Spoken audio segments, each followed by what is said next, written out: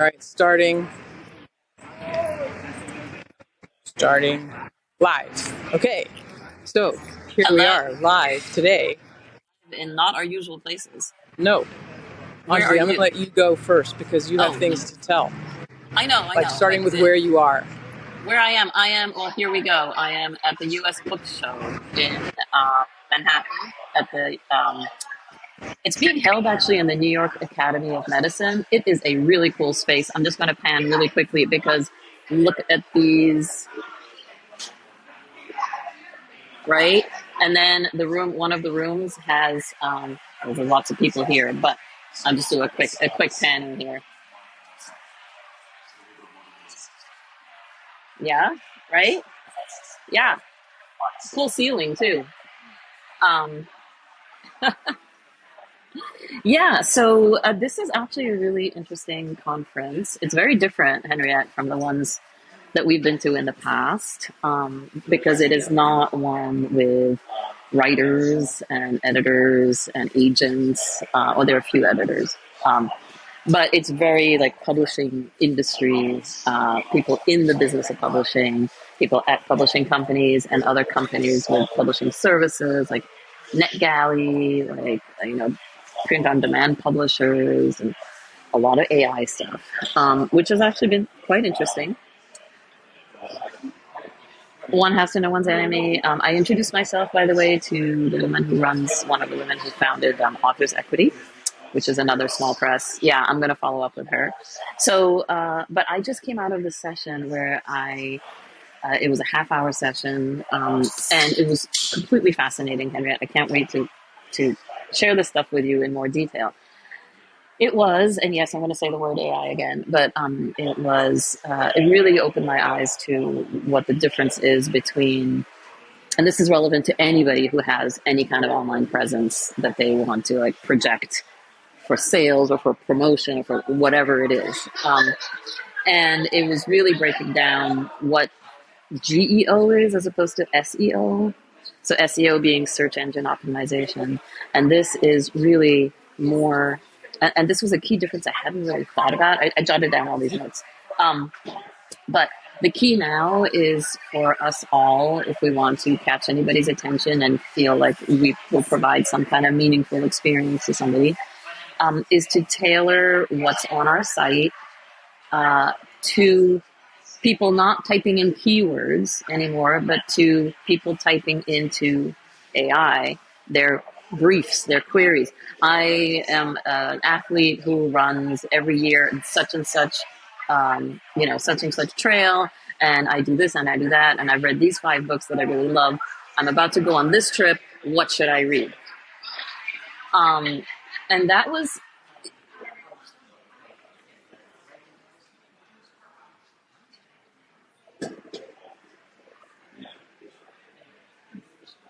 right, right. Hmm.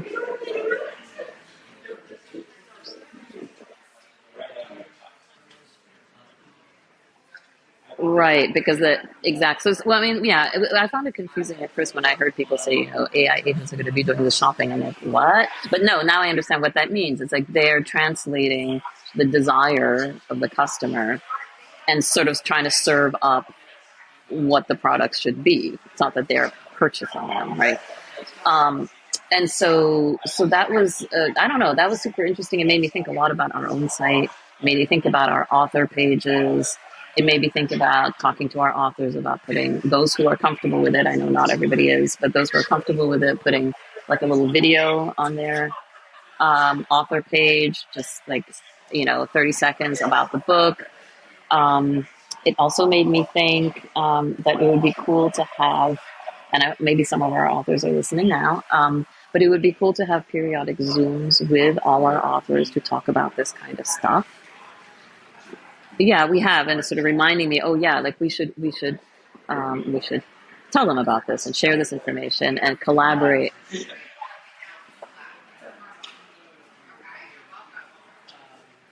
Oh, yes, I know, I love that.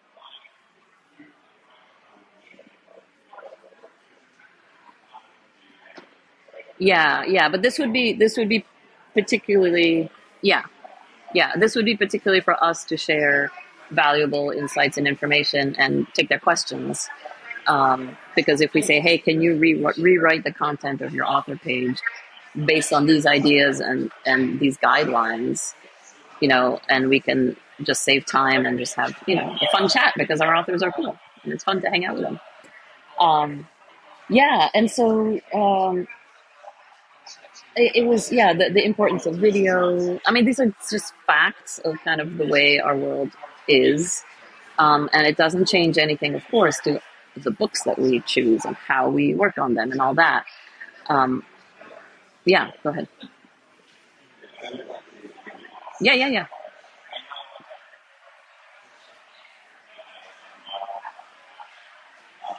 Yes.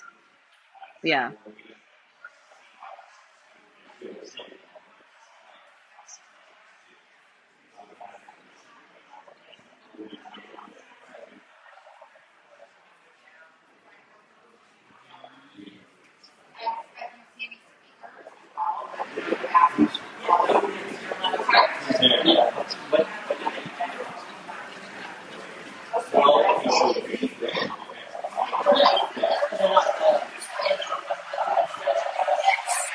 Yeah, no, it's not. But see, to me, it's not breaking up the book. It's not contentification.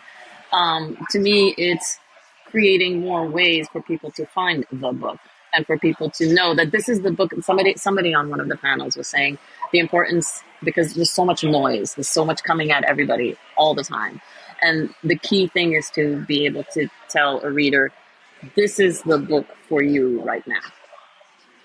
And that doesn't change what the book is, right? That's just helping us find the right readers at the right times for those books. Um, yeah, it was, because AI is like such a controversial topic, but there was a really interesting panel from CEOs of, it was like Source Books, Authors Equity, something else. Hachette US and UK. And, they were all saying kind of what you and I said, which is like, we can't let the sort of witch hunty aspect of how AI is or is not used in content creation, which we know how we feel about that, keep us from the realities of how it could assist us, either not just us, you and me, but like the world, either in terms of productivity and saving time and making you putting our time in the right places, our human time as, emotional, sensitive, tastemaker, whatever words you want to use, with judgment and integrity and all that stuff. There's places for us to be focusing that, and that is very much on the content of the books, our relationships with our authors, the design, all that. But there's all this other stuff, and making sure that the product of our human work is being rewarded by reaching other humans. We have to kind of allow for the fact that there are many different ways now, new ways that that's happening. And so that's what it's sort of been making me think about it.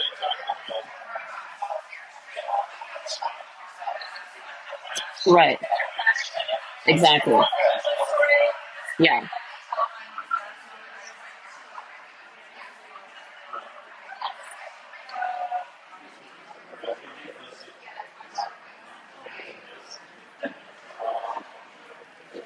We would be. We'd be doing a disservice to ourselves. Right. And we don't want to do that. We want their works to be as, competitive as possible and to be as out there as possible. Um, yeah. And the advantage that we have as at Galliard is that we don't have existing, long sort of legacy systems that we have to undo in order to then do something new or, different. That we can start with the new or different, and we can create it in this moment. Somebody was saying that they felt like this.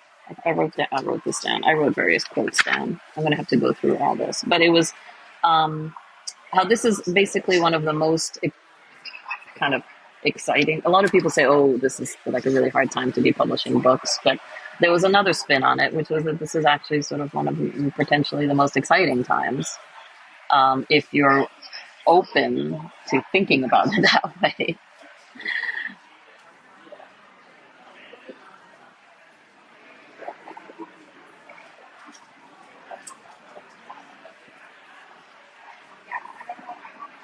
Yes.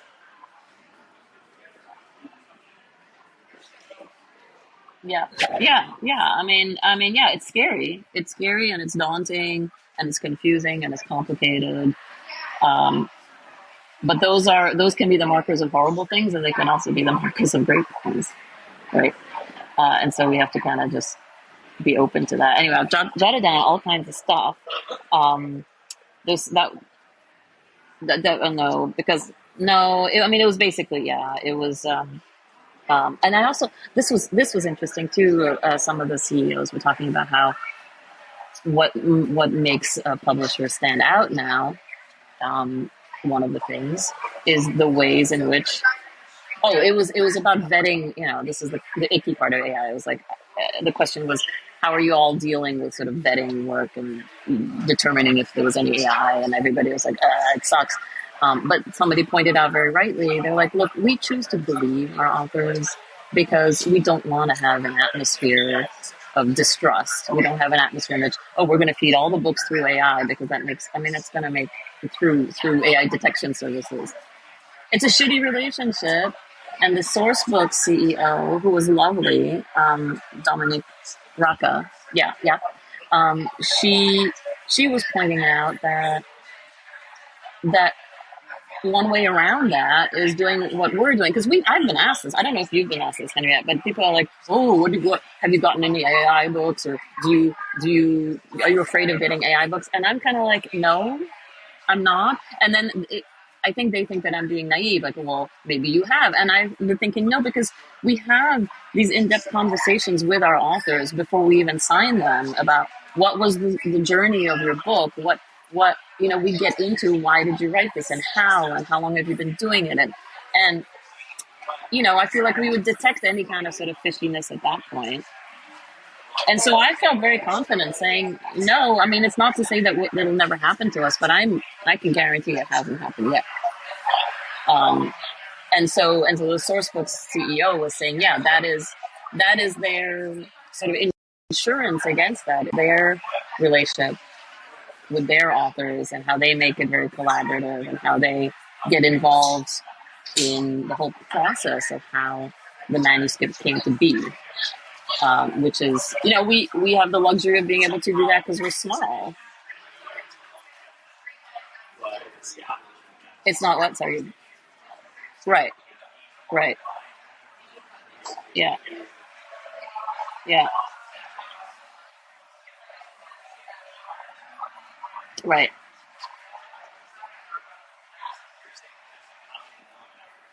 I think we do it more than a lot of publishers. Right, exactly. Yeah. So yeah, it's, I'm gonna, any oh, no, I don't have a last brilliant thought. I will point out that I got here and the breakfast was not, I thought it was going to be a little longer than it was. So I had 2 minutes to get breakfast before the first session. I ran upstairs. I got my coffee. It was my first coffee of the day. And then I go downstairs to the big hall. And there's a big sign saying no food or beverage. And there was a slew of very disappointed people chugging their coffee around a trash can, kind of like at the security line of an airport. It's like, let me drink all my water.